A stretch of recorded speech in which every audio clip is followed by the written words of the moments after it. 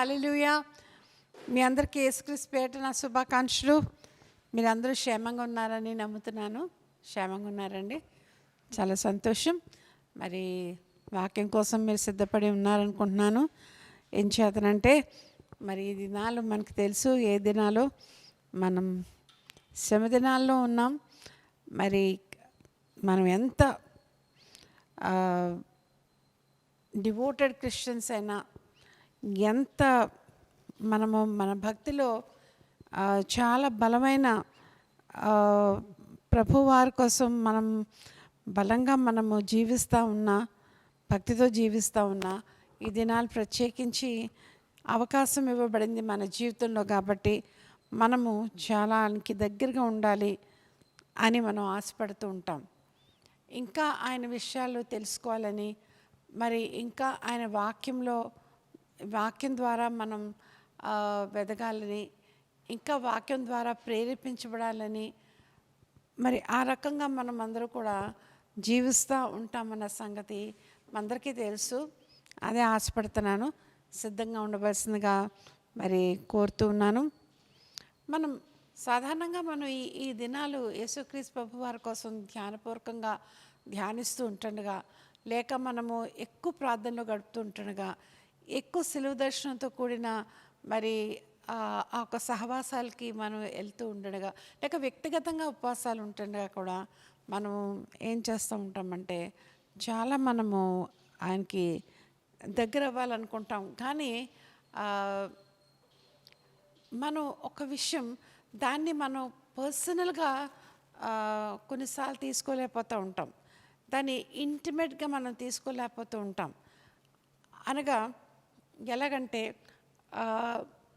అదే మన కుటుంబాల్లో ఎవరైనా అంత భయంకరమైన మరణానికి గురి అవ్వడం జరిగింది, ఏ అపరాధం చేయన వ్యక్తి అట్టి రీతిగా సిలువేయబడ్డాడు, బాధించబడ్డాడు, వేధించబడ్డాడు అంటే మనం అది ఎంతగానో దాన్ని పర్సనల్గా తీసుకుంటాం.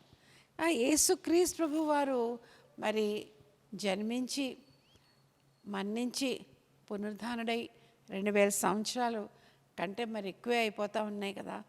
మరి మనం ఈ భూమి మీదకి వచ్చేసరికి, పుట్టేసరికి, దేవుని నమ్ముకొని దేవునిలో మనము మన యాత్ర సాగించేసరికి ఆయన అప్పటికే ఈ భూమి మీదకి వచ్చి ఆయన ఒక పనిని పూర్తి చేసుకొని ఎప్పుడో వెళ్ళిపోవడం జరిగింది.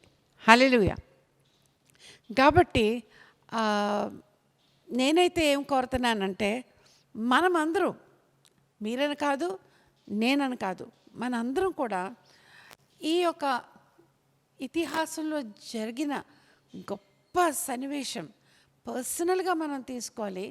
వి got to feel it, we got to be very passionate about it. We've got to be so very close to Jesus and so full of so many questions. ఎన్నో ప్రశ్నలు మనలో వస్తూ ఉండాలి. ఆ ప్రశ్నలకి మనం కొన్నిసార్లు మనం అంత లోతుగా ఆలోచించాం. ప్రభు వచ్చారు, సెలువులో మరణించారు, హోలీ జీసస్ ఆయన హోలీ బ్లడ్ని కార్చారు, మనం మన పాపస్థితి నుంచి క్షమించబడ్డాం. అంతవరకు ఏదో ఒక రొటీన్గా దాన్ని ఆలోచించి మనము చేస్తూ ఉంటాం. కాబట్టి మరి ఈ దినాన్ని కొన్ని మాటలు మనం మరొకసారి ధ్యానిద్దాం. ఇంకా దేవునికి సన్నిహితంగా మనము ఆయనతో నడుద్దాం అని చెప్పి నేను ఆశపడుతున్నాను. మంచిది. మరి ఒక వాక్య భాగం చూద్దాం. మనందరికీ పరిచితమైన వాక్య భాగమైనా మనం చూద్దాం అండి. మార్క్స్ సువార్త 8వ అధ్యాయము 27 నుంచి 33 వచనాలు చదివి సహాయం చేయండి. యేసు తన శిష్యులతో ఫిలిప్పుదైన కైసరుతో చేరిన గ్రామమునకు బయలుదేరును. మార్గములో నుండగా నేను ఎవడనని జనులు చెప్పుచున్నారని తన శిష్యులను అడిగెను. అందుకు వారు, కొందరు బాప్తీసమిచ్చి యోహాననియు, కొందరు ఏలియా అనియు, మరి కొందరు ప్రవక్తల్లో ఒకడనియు చెప్పుకొనుచున్నారనిది. అందుకు ఆయన, మీరైతే నేను ఎవరిని చెప్పుచున్నారని వారిని అడుగగా, పేతురు, నీవు క్రీస్తు అని, ఆయనతో చెప్పెను. అప్పుడు తన్ను గూర్చిన ఈ సంగతి ఎవనితోనూ చెప్పవద్దని ఆయనకు వారికి ఖండితముగా చెప్పెను. మరియు మనుష్య కుమారుడు అనేక హింసలు పొంది పెద్దల చేతను ప్రధాన యాజకుల చేతను శాస్త్రుల చేతను ఉపేక్షింపబడి చంపబడి 3 దినములైన తరువాత లేచుట అగత్యమని ఆయనకు వారికి బోధింపనారంభించెను. ఆయన ఈ మాట బహిరంగంగానూ చెప్పెను. పేతురు ఆయన చేయి పట్టుకొని ఆయనను గద్దింపసాగెను. అందుకు ఆయన తన శిష్యుల వైపు తిరిగి వారిని చూచి, సాతానా, నా వెనుకకు పొమ్ము, నీవు మనుషుల సంగతులను మనస్కరించుచున్నావు గాని దేవుని సంగతులను మనస్కరింపకున్నావని పేతురుని గద్దించెను. వాక్య భాగం మరి మీరు విన్నారు. మరి సరిగ్గా వినలేని వాళ్ళు తర్వాత మీరు చదువుకోండి. కేసరియా ప్రాంతానికి శిష్యులతో పాటు యేసుక్రీస్తు ప్రభు వారు వెళ్ళడం జరిగింది ఒక సందర్భాన. మరి ఆయన వాళ్ళతో ఒక ప్రశ్న వేశారు. నేను ఎవరిని అని అంటున్నారు జనులు? Who am I do the people say? నేను ఎవరిని అని ఒక ప్రశ్న వేస్తే మరి వాళ్ళు సమాధానం ఇచ్చారు. కొంతమంది నువ్వు ఏలియావని, కొంతమంది మరి ప్రవక్తల్లో ఒకడవని, రకరకాలుగా మరి వాళ్ళు సమాధానం ఇచ్చారు. మీరేమో అనుకుంటున్నారు నేను ఎవరినని అని వాళ్ళకి ప్రశ్న వేయగానే మనం చూసినట్లయితే పేతురు ఎప్పుడు కూడా సమాధానంలో ఏదైనా చెప్పడంలో దుడుకువారు కదా. నువ్వు you are Christ of the Lord అని చెప్పి సమాధానం ఇచ్చాడు. క్రీస్తువి అని చెప్పి ఒక మాటకి సమాధానం ఇచ్చాడు. దాని తర్వాత ప్రభువారు అంటున్నారు, నేను అది నిజమని ఒప్పుకుంటున్నారు. ప్రభువారు చాలా హింసించబడి బాధించబడి మరి సిలువేయబడి మన్నించి మళ్ళీ 3వ దినాన్ని లెగవలసిన అవసరం మరి జరుగుతుంది అని చెప్పినప్పుడు మరి అక్కడ పేతురు ఏం చేస్తున్నాడంటే, పేతుడు అసలు ఈ విషయం నమ్మడానికి సిద్ధపట్టలేదు. మరి తన ప్రేమను బట్టో మరి తన పై విషయాలే మరి తను అర్థం చేసుకోగలుగుతున్నాడు, కానీ లోతైన విషయం మాత్రం తను అర్థం చేసుకోలేకపోతున్నాడు. ఆయన పక్కకు తీసుకెళ్ళి యేసు ప్రభుని గద్దిస్తున్నాడు. అలా జరగదు, అలా కాదు, ఇలా కాదు, అలా కాదు అంటే యేసుక్రీస్తు ప్రభు వారు మనం ఇప్పుడు చదివిన వాక్య భాగంలో మరి పేతుర్ని మరి గట్టిగా మరి ఒక గసిరినట్టే మరి ఒక మాట గట్టిగా చెప్పినట్టు, అడిపో సాతానా. ఎందుకు సాతానా అని చెప్పాల్సిన అవసరం? ఎందుకంటే మరి ఇది దేవుని పరంగా దేవుడి దృష్టికోణం నుంచి నువ్వు ఆలోచించట్లేదు, కానీ నీ మాటలు మాత్రము లోకానుసారంగా నువ్వు ఆలోచించి చెప్తున్న మాటలు. అనగా ఏంటండి? ఎవరైనా సంతోషంగా ఉంటారండి. అయ్యో అయ్యో అయ్యో అని మనం ఏదో దేవుని సేవ చేస్తున్నాం, వాళ్ళు మనం చనిపోతే మా వాళ్ళు వచ్చి అదను అనక రాత్రి అనక బాగా ప్రయాసపడ్డావు, ఉపవాసాలు చేసావు, దెయ్యాలు తీసావు, సువార్తలకు వెళ్ళావు, భోజనానికి టైం లేదు, తినడానికి టైం లేదు, రెస్ట్కి టైం లేదు, చివరికి ఇలాంటి పరిస్థితి నీకు అయిపోయింది, ఇలాగా అలాగా అని మన బంధువులు మనకి దగ్గర వాళ్ళు వచ్చి చెప్తా ఉంటే మనం దానికి ఏ సమాధానం చెప్పవు. కానీ వాళ్ళు అలాగ మనల్ని చూసి ఎంతో బాధపడిపోతూ ఉంటే, చాలా వేదన చెందుతూ ఉంటే మనం సంతోషిస్తూ ఉంటాం. ఎందుకంటే మనని అంతగా వాళ్ళు కంఫర్ట్ చేస్తున్నారు, అంతగా మన కోసం బాధపడుతున్నారని. కానీ వాస్తవానికి నిజంగా దేవునిలో ఉన్న వాళ్ళైతే మీరు అలాంటి మాటలు మాట్లాడొద్దు. నేను దేవుని చేత పిలవబడ్డాను, ఏర్పాటు చేసుకోబడ్డాను, అందుకే నేను చేయవలసిన పనులు చేయాలి. నా సమయం వచ్చింది, నా బ్యాటరీ అయిపోయింది, నా ఆయుష్ దినాలతో అంతే సరి, నేను చేయవలసినంతా ప్రభు నాకు అప్పచెప్పింది చేస్తాను, వెళ్ళే పరిస్థితి వస్తే వెళ్తాను, నేను సిద్ధంగా ఉన్నానని చెప్పి ధైర్యంగా చెప్పలేకపోతూ ఉంటారు.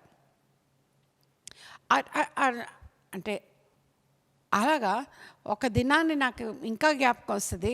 మా తల్లిగారు చాలా జబ్బుగా ఉన్నారు. ఈరోజో రేపో అని చెప్పి అనుకుంటున్నారు. కిడ్నీస్ కూడా ఫెయిల్ అయిపోయి హై బీపీ వల్ల. దాని ముందు పెరాలసిస్ వచ్చేసింది, పక్షవాతం వచ్చేసింది. మరి మా అన్న దగ్గర ఉన్నారు మా అమ్మగారు. మరి అమ్మాయి కూతురు రావాలని ఎక్కువ ఆశపడుతుంటే ఏదో ఒక్కొక్కసారి వెళ్ళేదాన్ని, మరి అన్నిసార్లు వెళ్ళేదాన్ని కాదు. మరి నా అక్కకి వీళ్ళతో చెప్పిందట, తనకి వాళ్ళ అమ్మ అంటే కనీసం కొంచెమైనా ప్రేమ లేదు. మరి నా దగ్గర కూర్చోదు, 2 నిమిషాలు నాతో మాట్లాడదు, అది ఆఖరిది, అదంటే ఎంతో ప్రేమ అని చెప్తా ఉంటే మా అక్క నాకు చెప్పింది. నేను ఆవిడ దగ్గరికి వెళ్ళి కాసేపు కూర్చుని తల మీద చెయ్యేసి, అమ్మ నువ్వే చెప్పావు కదా నా 4 పిల్లల్లో ఒకరు దేవుని సేవ చేస్తారని దేవుడు ఎప్పుడో నీకు బయలుపరిచాడని. మరి అటువంటిది మరి విస్తారంగా వాడబడే దినాల్లో ఉన్నానమాట. ఆ దినాలు ఎక్కడ నాకు అసలు ఖాళీ ఎక్కడ అవుతుందమ్మా, ఏ టైం ఉన్నా కానీ ఆ దేవుని మీటింగ్స్లో ఇక్కడ ఈ ఊరు ఆ ఊరు ఇక్కడ అక్కడ వెళ్ళిపోతూ ఉంటున్నాను కదా, దానివల్ల నాకు ఎక్కడ అవుతుంది నీ దగ్గర కూర్చోడానికి. నువ్వు ఇదే సంతోషించు, ఎందుకంటే మరి నువ్వు నన్ను కన్నావంటే ఆ దేవుని పని చేయడానికి, లేకపోతే అన్యుల కుటుంబం నుంచి ఏ దేవుని విషయం తెలియని నన్ను దేవుడు మరి పిలుచుకున్నాడు అంటే నా బిడ్డను తీసుకొని, మరి అది ఎంత నీకు గొప్ప, అది ఎంత నీకు ధన్యత అమ్మ అని చెప్పి అమ్మని అలాగ నేను ఏం చేసేదానంటే ఓదార్చేదాన్ని.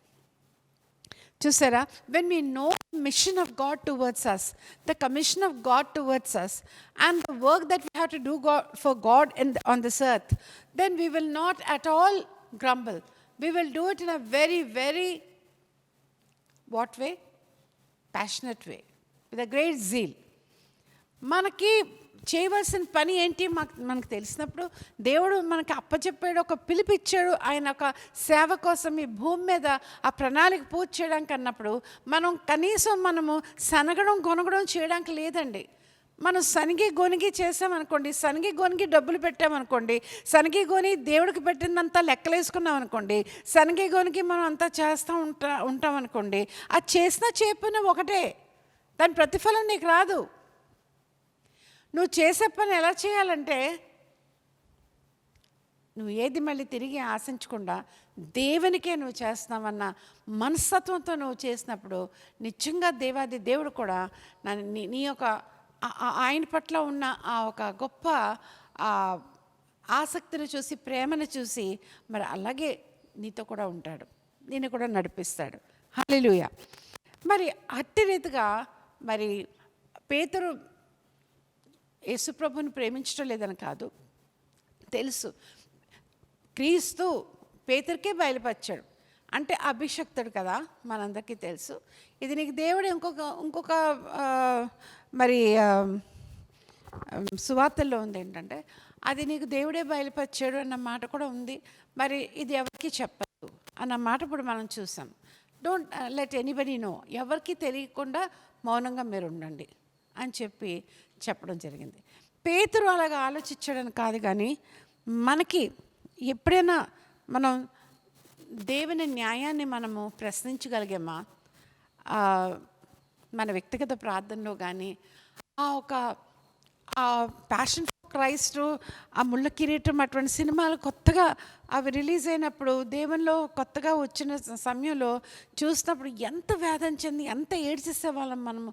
ఏం చేతనంటే అది అంత బాధాకరంగా చిత్రీకరించారు, అంత బాధాకరంగా. ఆ సమయంలో మనం లేము. మనం యేసుక్రీస్తు ప్రభువారితోటే అడుగు కలిపి ఆయన వెళ్ళిన దగ్గర వెళ్ళి, ఆయనతో కూర్చున్న దగ్గర కూర్చొని, ఆయన చేస్తున్న స్వస్థత చూసి, ఆయన తింటున్న వారి మధ్యన మనం కూడా తింటూ ఉండి అంతా చేసిన తర్వాత, ఆయన అద్భుతాలు చూసి చూసిన తర్వాత అంత భయంకరంగా ఆయన వేధించబడుతున్నారు, బాధించబడుతున్నారు, కొట్టివేయబడుతున్నారు, అంత భయంకరంగా మరి మనుషులు ఆయన్ని ఏమీ కాకుండా ఆయనతో పాటు ఉన్న వాళ్ళే ఆయన అప్పచెప్తున్నారు. మరి ఈ రీతిగా ప్లాన్ చేసి పట్టుకొని, మరి ఏ తప్పు చేయని వాడిని, ఆయన తప్పంతా ఏంటంటే దేవుని రాజ్యం కోసం పాప క్షమాపణ కోసం తండ్రి చిత్తం నెరవేర్చడానికి వచ్చి, ఆయనకు ముందే తెలుసు కదా that he has been given this commission. ఆయన చనిపోబోతున్నాడు అన్న సంగతి, యేసుక్రీస్తు ప్రభు వారు ఇక్కడ ఎందుకు పంపించబడ్డారు అన్న సంగతి హీ న్యూ. దైవ చిత్తాన్ని బట్టి ఆయన ఇక్కడ సుఖంగా బ్రతకడానికి రాలేదండి. 33.5 సంవత్సరాలు మాత్రమే మంచి యవన ప్రాయంలో ఉన్న, యవన దశలో ఉన్న వయసు అండి.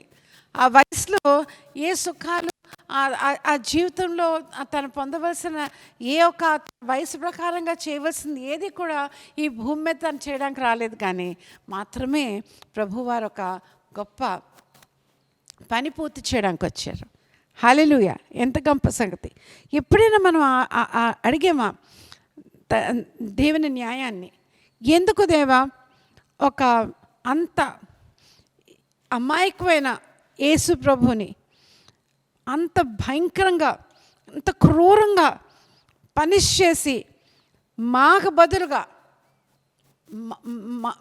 మాలాంటి పాపం చేసిన వారి కోసం అంత లాంటి మరణము ఇవ్వడం ఏమైనా న్యాయమేనా దేవా? ఎందుకు దేవా, ఎందుకు దేవా, ఎందుకు అలా చేసావని చెప్పి మనం అడగగలిగామా? అడుగుతున్నామా? దానికి నేను అనుకుంటాను దేవాది దేవుడు ఒకటే సమాధానం ఇస్తాడు. ఏంటంటే, it was the only way. అదే ఒక మార్గం. దాని తప్ప there has been no way at all. ఏ మార్గం లేదు. That was the only way. నా బిడ్డ, నా కుమారుడా, నా కుమార్తె, నన్ను నువ్వు ఇది అడుగుతున్నావు కాబట్టి ఇంకేది కూడా చేయడానికి లేదు. ఇదే తప్ప మరి ఇంకేది కూడా లేదు. ఇంకేం చేయడానికి లేదు. మానవుడు విమోచన కోసం, మానవుడు చేసిన పాపం కోసం క్రయధనం చెల్లించాలంటే మరి నా కుమారుడైన యేసుయే నరవతారుగా ఈ భూమి మీదకి రావాల్సిందే. మీకు బదులుగా మన్నించవలసిందే. మీరు పొందవలసిన పాప శిక్ష, పెనల్టీ ఆఫ్ సిన్ ఆయన నా కుమారుడు భరించవలసిందే. కాబట్టి ఆయన తల తిప్పుకున్నాడు. తండ్రి అయిన దేవుడు కూడా తల తిప్పుకున్నాడు. కుమారుడు పడుతున్న బాధలు, నా దేవా, నా దేవా, ఎందుకు నన్ను విడిచిపెట్టావు అని మనకందరికీ తెలుసు. సిలువలో పలికిన 7 మాటలు. మరి మనం ఎలాగనుకుంటున్నాం? యేసుక్రీస్తు ప్రభు వారు కూడా శరీరంలో కదా, శరీరధారిగా పుట్టాడు కదా. ఎక్కడో ఒక దగ్గర నా దేవా, నా దేవా, నువ్వు నేల విరిచితివి. తెలుసు తండ్రి మమకారం, తల్లి మమకారం ఎలాగుంటుందంటే వాళ్ళు మొహం తిప్పుకోలేరు, వాళ్ళు చూసి భరించలేరు, గుండాగి చచ్చిపోతుంది. కానీ తండ్రి మాత్రము ఆయన చిత్తానుసారంగా, విల్లింగ్గా, ఆయన బలిపశుగా తన్ని మన కోసము అప్పచెప్పాడు. ఎంత త్యాగం, ఎంత బలి, ఎంత ప్రేమ! ఆ ప్రేమకు అర్హులువా మనం? ఆ ప్రేమకి is it justified? Are we deserving for it? మనం డిజర్వ్ చేస్తామా? అంటే అటువంటి ప్రేమ కోసం మనము ఏమి చేసామని దేవుని అటువంటి ప్రేమ మనం పొందగలం. ఏం చేతనంటే మనల్ని అంత దేవాది దేవుడు ప్రేమించాడు కనుక తన ఏకైక కుమారుని మన కోసం ఇచ్చాడు. హల్లెలూయా! అందుకే ఆయన జన్మం మన పునరుద్ధానాలు చాలా చాలా చాలా విశేషమైనవి, యూనిక్. అది మనం అర్థం చేసుకోవాలి. నా జీవితంలో కూడా మరి చెప్పాలి, ప్రతిసారి ఈ దినాల్లో నేను ఎక్కువ జ్ఞాపకం చేసుకుంటాను దేవుడు నా పట్ల చేసిన గొప్ప మేలే అంటాను. పడ్డము ఎంతో మంచిది. ఎందుకంటే ఆ బాధ ద్వారా, శ్రమ ద్వారా నేను నీ కట్టడలు నేర్చుకున్నట్టు నేను శ్రమ పొంది ఉండట నాకు మేలాయను అని కీర్తనకాడు చెప్తున్నాడు. 119 దావీదు కీర్తన 71వ వచనంలో. హల్లెలూయా! ఎలాంటి శ్రమ అంది? ఏదో నాకు మన్నకరని పరిస్థితి వచ్చి స్వస్థపరచబడ్డానా? లేకపోతే ఏదో కాళ్ళు చేయి ఎరిగిపోయిందా, నడుము ఇరిగిపోయిందా, ఏదో అయిపోయిందా? కాదండి, కాదు. ఆయన మార్గంలోకి మేము రావట్లేదు ఎంత చెప్పినా కానీ. ఆయనకి భూమి పునాదులు వేయబడక మునిపే, మా విషయంలో తల్లి గర్భంలో మేము రూపించబడక మునిపే ఒక ఏర్పాటు ఉండింది. ఆ ఏర్పాటు చూడలేకపోతున్నాను. నేను ఒక క్రైస్తవుడుగా నేను ఎదగలేదు. నేను ఒక క్రైస్తవురాలని కాదు, ఒక హైందవుని, ఒక బ్రాహ్మణ్ణి. ఎప్పుడు ఆ నార్థన్ స్టేట్స్లో ఎదిగాను. అటువంటిది ఆయన ప్రణాళికలో మాత్రం నేను ఉన్నానన్న సంగతి నాకు తెలీదు. యేసు ప్రభుని అంటే చాలా హేళన, ద్వేషించేదాన్ని. అటువంటిది ఎలాగైనా దెబ్బ కొట్టైనా నన్ను మార్చాలి, నన్ను పట్టుకోవాలి, ఆత్మ గర్దింపు నా జీవితానికి కలగజేయాలి. ఆ క్రైస్తవతని నేను పెళ్లి చేసుకున్నా కానీ నీ దేవుడు నా దేవుడు అనేదాన్ని. నాకు తెలియకుండా చర్చికి వెళ్ళి వచ్చేవారు రహస్యంగా, స్లైగా. నాకు చెప్పేవాడు కాదు, ఎందుకు ఎక్కడ నేను గొడవ పెడతానని. అటువంటిది మరి ఎలాగా ఇనుముకి ఎటువంటి వేడి తగిలితే ఇనుము కరుగుతుందో దేవుడికి తెలుసు. నా పెద్ద కుమార్తె చిన్న పిల్ల, ఢిల్లీలో ఉన్నాం. తన అనారోగ్యానికి గురైందో, ఏం అనారోగ్యం మాకు తెలియదు. మా దగ్గర ఉన్న మొత్తం మా డబ్బులు, మా ఆస్తి సమస్తము అలాగా ఖర్చు పెట్టేశాం. కానీ డయాగ్నోసిస్ లేదు. డాక్టర్స్ అంత పెద్ద ఎయిమ్స్లో కూడా ప్రతి హాస్పిటల్ తిప్పేవండి, కానీ డయాగ్నోసిస్ లేదు. ఏమి జబ్బో చెప్పలేకపోయారు. తర్వాత తెలిసిందనుకోండి, అది పెద్ద సాక్ష్యం. కానీ ఆ బిడ్డను పట్టుకొని యేసుక్రీస్తు ప్రభు వారు ముందు నడిచేశారు. చాలామంది ప్రార్థన చేయడానికి వచ్చేవారు ఆ ఢిల్లీ మహాపట్నంలో హాస్పిటల్లో కూడా. నాకైతే ప్రార్థన కూడా రాదు. నేను చర్చికి కూడా నేను వెళ్ళేదాన్ని కాదు. నాకేం తెలుస్తుంది, హైందవురాల్ని బొట్టు సింధూరం పెట్టుకొని అన్యుల మధ్యన ఎదిగిన దాన్ని. కానీ ఆ బిడ్డను తీసుకెళ్ళిన తర్వాత ఆ బిడ్డ మరణకరమైన పరిస్థితిలో మంచం మీద పడి మరి ప్రాణంతో సతమతలాడిపోతున్న సమయంలో చిన్న పిల్ల కళ్ళు పోయాయి, కాళ్ళు చేతులు పోయాయి, ఎన్ని రకాలుగా అయిపోయాయి. అటువంటి సమయంలో ప్రభువారు నాకు దర్శించారు. ఇంతంత ముక్కలు, మాంసం ముక్కలు పడిపోయావు. అలా రక్తం కారిపోయేదండి. ప్లేట్లెట్స్ లేవు, రక్తం గూడుకడే ఆ ప్లేట్లెట్ పదార్థం పోయింది. రోజుకి 1 యూనిట్ బ్లడ్ ఎక్కించేవారు. మన్నాడికి మళ్ళీ 3% బ్లడ్ ఉండేది. ఏమైపోతుంది రక్తం? అంత భయంకరమైన పరిస్థితికి అయిపోతున్న సమయంలో మరి చూసినట్లయితే దేవాది దేవుడు యేసుక్రీస్తు ప్రభు వారి శిలువలో కనిపించాడు. ఒక సిగ్నిఫికెన్స్ చూపించాడు, ఒక సరిపోల్చుకునే ఒక స్థితి చూపించాడు. లోక మానవాళి కోసము నా కుమారుడు, నువ్వు ప్రశ్నించేదాను కదా, నువ్వు ఒక బ్రాహ్మణని, చాలా నీలోని గర్వం ఉండేది కదా, మరి నీ బిడ్డ కూడా నిన్ను నా దగ్గరకు నడిపించడానికి నేను పంపించాను ఈ 9 సంవత్సరాల కోసం, ఆ పని కోసం. నిన్ను నేను వాడుకోవాలా, ఆ బిడ్డను నేను తీసుకోబోతున్నాను అని చెప్పి ఆ పిల్ల కారుస్తున్న రక్తాలు చూసి ఆ ఒక సిగ్నిఫికెన్స్, ఆ సిలువలో ఆయన కాచిన రక్తంతో పోల్చి చూపించాడు. హల్లెలూయా. అక్కడేనండి నా మార్పు. ఎంతమంది చెప్పినా ఊరుకోమని చెప్పి నేను వెంటనే తను చనిపోయిన వారంలో తన పుట్టినరోజు రోజున నా ఆత్మీయ పుట్టినరోజు బ్యాప్టిజం తీసుకున్నాను. చనిపోయింది, కానీ నాకు ఏ దుఃఖం లేదు. ఎందుచేతనంటే ప్రభువారు ఒక కారణం కోసం, తన బిడ్డ నేను పంపించాను ఒక కారణం కోసం తీసుకెళ్ళిపోతున్నాను అని అన్న. ఆ బిడ్డ పేరు స్నేహ, అనగా ప్రేమ. కాబట్టి ఇలాగ దినాన్ని మీకు చెప్తున్నాను, డోంట్ ప్లే విత్ గాడ్. దేవునితో ఆటలాడద్దు. మనం యేసు ప్రభు వింతైన దేవుడు, వింతైన ప్రేమ, వింతైన సమస్తం మన కోసం. మనం అనుకరిస్తున్నామంటే, నడుస్తున్నామంటే, ఆయన నమ్ముతున్నామంటే, మనము కూడా అట్టి రీతిగా మనము ఆయనకి ప్రేమ చూపించాలి. అట్టి రీతిగా మనము ఆయన గౌరవించాలి. ప్రాణవంతంగా తెగించాలి ఆయన కోసం. మనం ఆయనలో ఎదగాలి. మనం కానీ కపట నటన చేయకూడదు. రెండు రకాలుగా ఉండకూడదు. స్పిరిచువల్ ట్రాన్స్పరెన్సీ ఉండాలి మనలో. Spiritual transparency. దేవుని బిడ్డకి మరొక దేవుని బిడ్డతో ఉండకపోతే నువ్వు సరిగ్గా దేవునితో లేవు. దేవునిలో నా వాళ్ళు, నీ వాళ్ళు, ఈ వాళ్ళు, ఆ వాళ్ళు లేదండి. మాలోడు, మాదుగోడు, చిన్నోడు, పెద్దోడు లేదండి.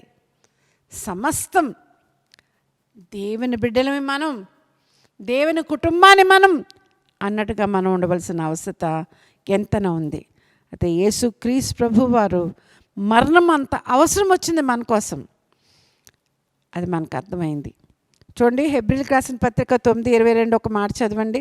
మరియు ధర్మశాస్త్ర ప్రకారము సమస్త వస్తువులను రక్తము చేత శుద్ధి చేయబడిననియు రక్తము చిందింపకుండా పాపక్షమాపణ కలుగదనియు సామాన్యముగా చెప్పవచ్చును. రక్తం చిందించకుండా పాప విమోచన కలగదు. ఆయన మరి రక్తం చిందిస్తేనే మనకి పాప విమోచన జరిగింది. మన కోసం క్రయధనం చెల్లించాడు. మరి ఆ రుణం, మన పాప రుణం ఆయన తెగ్గొట్టాడు. ఆయన ఎవరికి డబ్బులు బాకీ లేడు, కానీ తెగ్గొట్టాడండి సిలువలో మన్నించి. చూడండి, మనం ఇంకొక మాట చూద్దాం. 2 కొరింథీయులకు రాసిన పత్రిక 5:21. ఎందుకనగా మనం ఆయన యందు దేవుని నీతి అగునట్లు పాపమెరుగని ఆయనను మన కోసము పాపముగా చేసెను. పాపం ఎరగని యేసుని మన కోసం పాపంగా ఎవరు చేశారు? తండ్రి అన్న దేవుడు, మన యెహోవా దేవుడు. మన పాపం ఆయన భరించి మనం విడిపించాడు. He paid the debt. He paid the debt. This was the only way. ఇదే మార్గం, ఇదే మార్గం. తలలు వంచండి, ప్రార్థన చేసుకుందాం. పరిశుద్ధ ప్రేమ గల మా తండ్రి, మా గొప్ప దేవానికే వందములు, స్తోత్రం, స్తుతులు. ఏమిచ్చి నీ రుణం మేము చెల్లించుకోగలుగుతాం ప్రభా తండ్రి దేవా. మమ్మల్ని ఎంతో ప్రేమించావు. అందుకే నీ ఏకాయ కుమార్నే మా కోసం ప్రభా తండ్రి భూది గంతములు నాన్న తండ్రి అవక ముంపే ప్రభా తండ్రి దేవ నాయన, ఓ తండ్రి దేవ నాయన తన్ని ఏర్పాటు చేసుకుని ప్రభా తండ్రి దేవ నాయన ప్రభా తండ్రి దేవ నాయన ఆ బలిపస్సుగా ప్రభా తండ్రి దేవ నాయన మా కోసం ప్రభా తండ్రి దేవ అప్పచెప్పావు ప్రభా. నీకే వందములు, స్తోత్రం, స్తుతులు తండ్రి దేవ నాయన ప్రభా. మేము నాయన ప్రభా తండ్రి నీ ప్రేమని మేము అర్థం చేసుకుంటూ యేసుక్రీస్తు బలిని ఈ దినాలు ప్రభా తండ్రి దేవా నెమరు వేసుకుంటూ మా జీవితాలు కూడా ఒక నూతన సమర్పణతో సమర్పించుకుంటూ ప్రభా ఉండగలిగేలా సహాయం చేయండి నాన్న. వింటున్న వారందరినీ దీవించండి, వాళ్ళ వాక్యం ద్వారా స్పందించబడేలా సహాయం చేయండి నాన్న. మరొకసారి నాయన ప్రభా తండ్రి దేవా గంత మహిమ ప్రభావాలు నీకే ఆరోపిస్తూ యేసు పరిశుద్ధ నామములో అడిగి వేడుకున్నాం తండ్రి. ఆమెన్. Praise the lord.